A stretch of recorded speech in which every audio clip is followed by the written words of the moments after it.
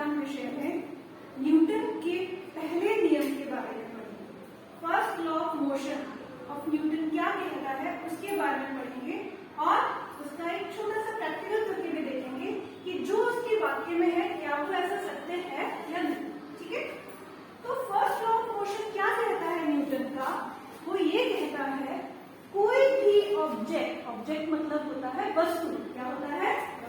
कोई भी object motion में है तो वह मोशन, मोशन मतलब गति, कोई भी चीज किसी गति में, ठीक है, कोई भी ऑब्जेक्ट मोशन में है तो वह मोशन में गति में ही रहेगा।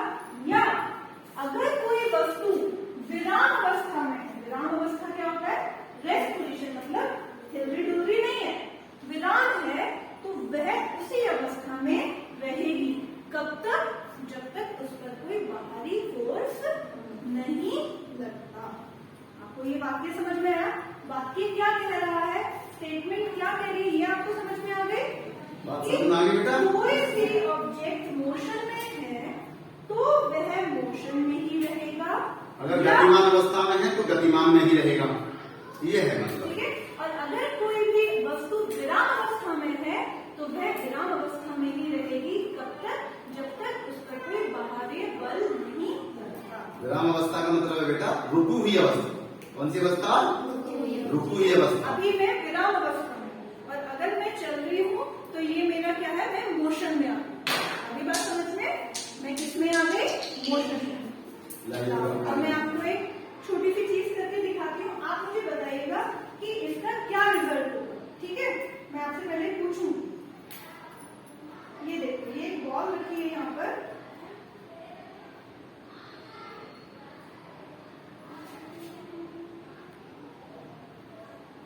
ठीक है। अब मैं ये जो आपको काली सी ट्रे दिख रही है, मैं इस पर एक फोर्स लगाऊंगी, एक बल लगाऊंगी। अभी आप देख रहे हो ये जो गेंद है ये विराम अवस्था में है, नहीं है ना? ये रुकी हुई है इस समय, विराम अवस्था में है, ठीक है।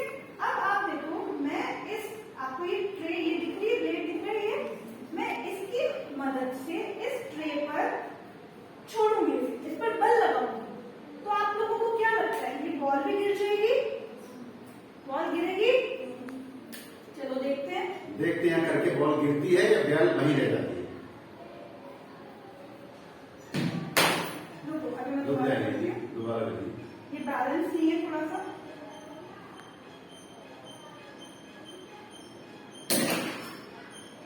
क्या देखा आपने? आपने देखा कि ये तो चली गई पर बॉल अपनी जगह भी रह गई। ऐसा क्यों? क्योंकि मैंने जो बल लगाया वो बॉल पर नहीं लगाया था, मैंने किस पे लगाया था? उसके नीचे वाली ट्रे पर। बल कहाँ लगा था?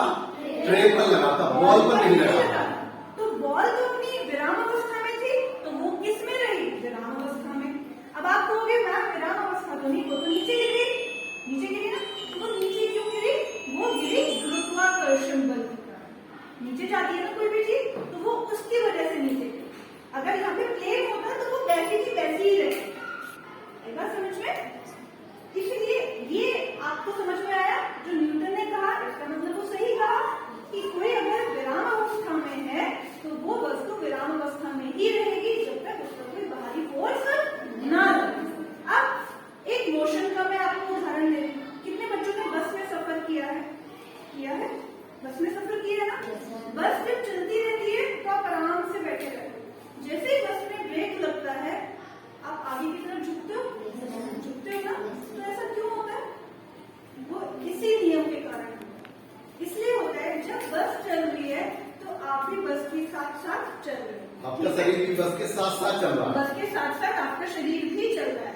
पर जैसे अब आप मोशन में हो, गति में हो, अब जैसे बस में ब्रेक लगता है तो बस तो विराम अवस्था में आ गई, पर आपके ऊपर तो किसी का फोर्स नहीं लगा ना, आपकी बॉडी कहाँ होती है? आगे को जाती है, आगे के लिए झुक जाते हैं। इसका मतलब आपकी बॉडी अभी भी गति में ही थी।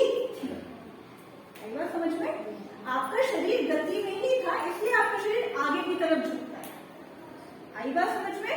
तो आपको गति का भी मैंने एक उदाहरण दे दिया और आपको ये विराम अवस्था का तो आपको एग्जाम्पल करके दिखाया। तो आपको न्यूटन का पहला नियम समझ में आ गया, ठीक है, कि अगर